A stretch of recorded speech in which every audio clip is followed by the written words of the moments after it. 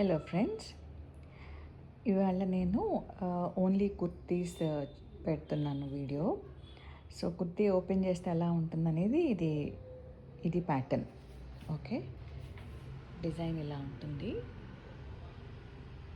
Okay, hands ఇలా 3/4 hands.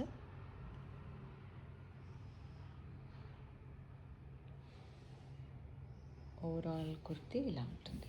మీకు హ్యాండ్స్కి కూడా అంచులో చక్కగా డీసెంట్ డిజైన్ ఇచ్చారు.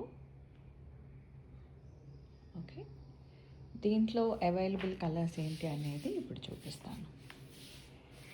ఇందులో మంచి వైన్ కలర్ ఉంది. సో సైజ్ వచ్చి మీడియం సైజు.